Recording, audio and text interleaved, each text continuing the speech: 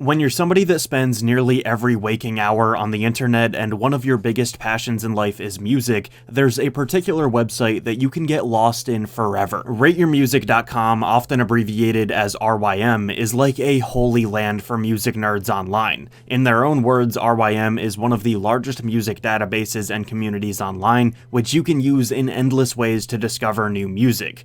And they're not kidding. Over the years, I've spent countless hours on here going through their charts, finding musicians and albums I had never heard of. It's fascinating looking at the community ratings from a statistical standpoint, and so on. It can be really helpful. But the point of this video today is that Rate Your Music can also be a vast, slightly intimidating world, and I want to help ease the transition for anyone that might be interested in checking out popular music on the site. People talking about music online anywhere can be really gatekeepy, and RYM can be tough with what the community typically deems good or bad. A lot of newer popular stuff might not get a fair shake, and with that all-important list of what they think are the best albums of all time, I'm gonna try to be as direct as possible here. Most people probably don't know a lot of this stuff. Yeah, you've got Radiohead and Pink Floyd, the Beatles and Kendrick Lamar, but going as big as the #3 album of all time on this website, what percentage of high school and college kids today know King Crimson? For people that aren't in music-related online spaces, you could go your whole life without ever hearing about My Bloody Valentine, Neutral Milk Hotel, Godspeed You Black Emperor, Slint, etc. And so my goal is just to casually recommend some stuff that I like. I am nowhere near an expert, and I'm not gonna pretend like I know what I'm talking about,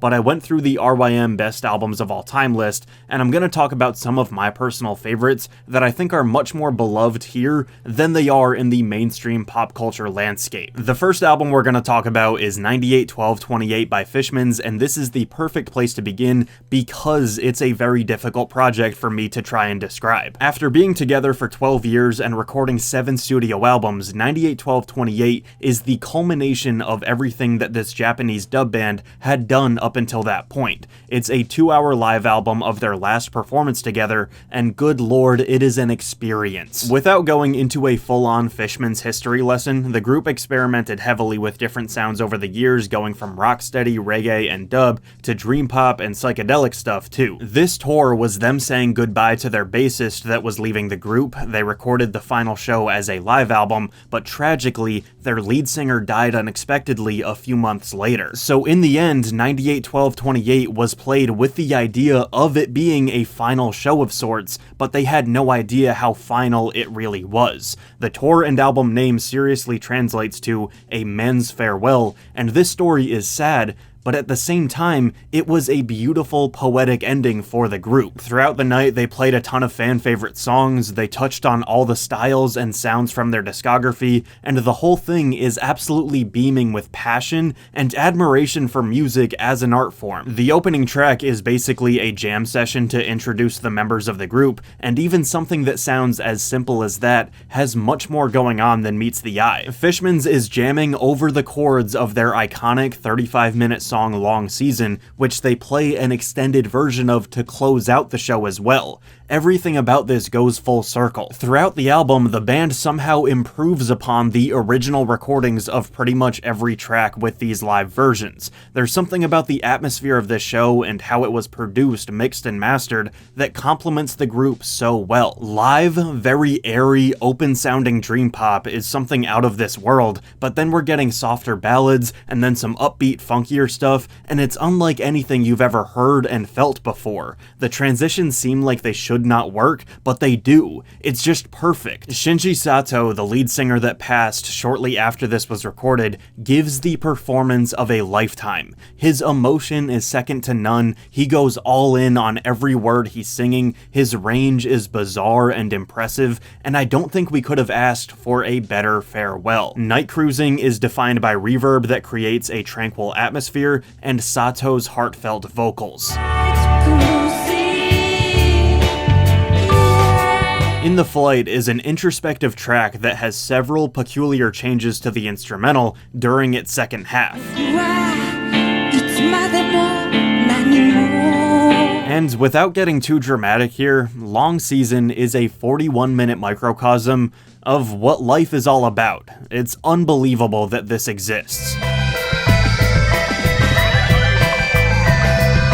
Nick Drake's Pink Moon is in a lot of ways the complete opposite of 98-12-28. Where the Fishmans record is grand and dense, this album is the definition of minimalist, as it primarily only uses Nick's voice and his acoustic guitar over a series of very short songs. But it's also interesting to have these choices back to back because they both act as sentimental yet unexpected conclusions to the respective musicians' careers. This was Nick's third and final album before his early death at 26 years old. He was an extremely gentle folk singer that struggled greatly with mental illness. Pink Moon is the masterpiece from this mysterious figure whose music was extremely influential, but whose life we don't know much about. While you might expect Nick's vocals to either be very angry or sad because this was the last album before his untimely passing, that's not the case at all. Throughout this project, he seems like a peaceful bystander, far removed from the world around him. And this goes into his lyrics too. While I do not mean this in a negative way, the songs are kind of aimless,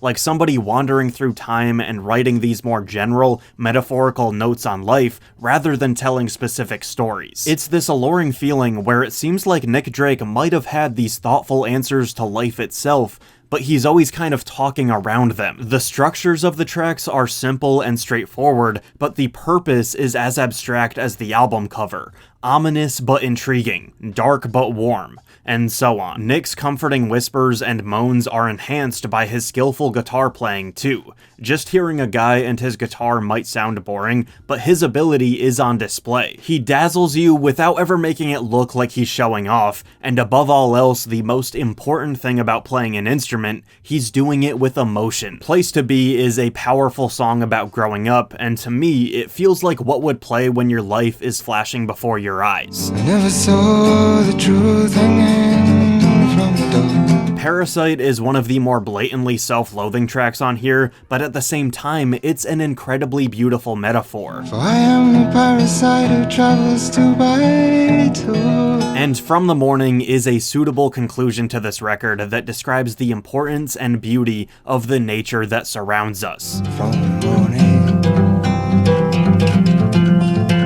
For me, Kate Bush and Hounds of Love is the ideal combination of traditional pop influences and more artsy, experimental ambitions. You can even look at side 1 as the more accessible half, and side 2 as the more avant-garde. But what's so impressive about this album is that within her creativity, she's just so technically good at making music. It's one thing to have wild ideas, and it's another to be a proficient musician, but to be a woman in the 1980s self-producing this innovative art pop album with a Fairlight CMI, she was breaking down barriers in a league of her own. It's this romantic, theatrical project that has no boundaries whatsoever. For every chorus that you can picture a stadium singing along to, you'll find bits and pieces of traditional Irish dance music, prog rock, classical stuff, samples from 1950s horror films, and so much more. That second side that's more experimental is a conceptual piece following Bush as a sailor who's alone at sea.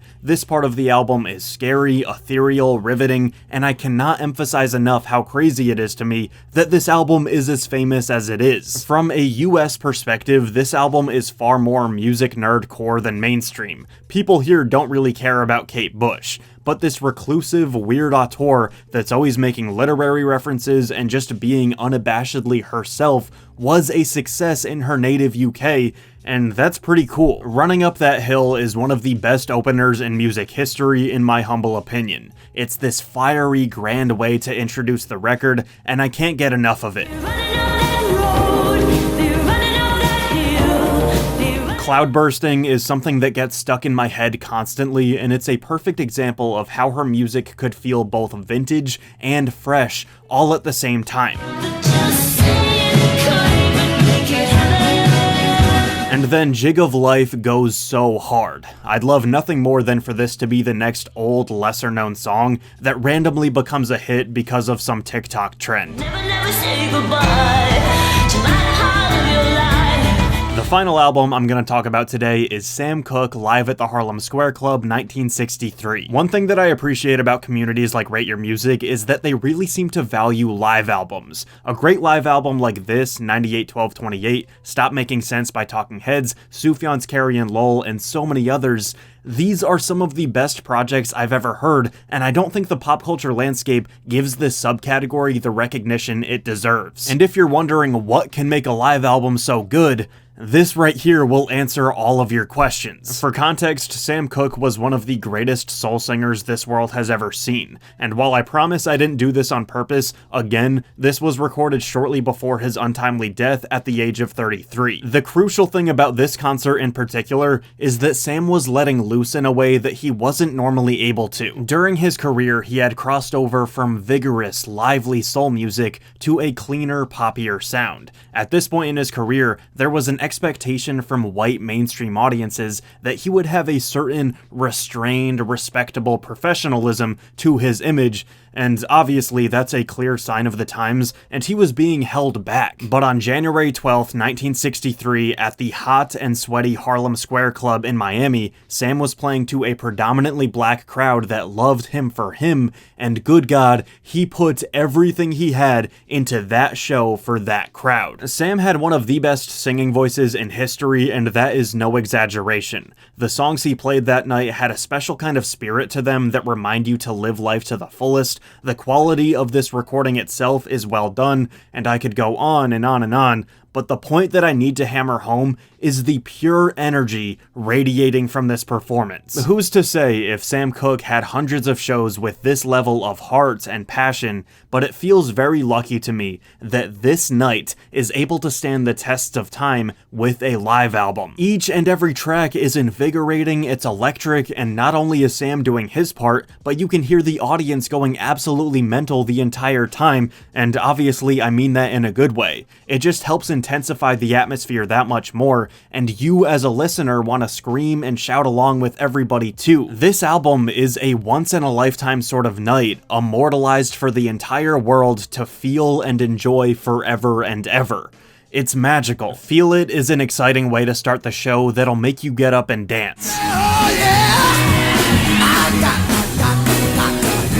Cupid is a classic that puts a smile on my face every time I hear it.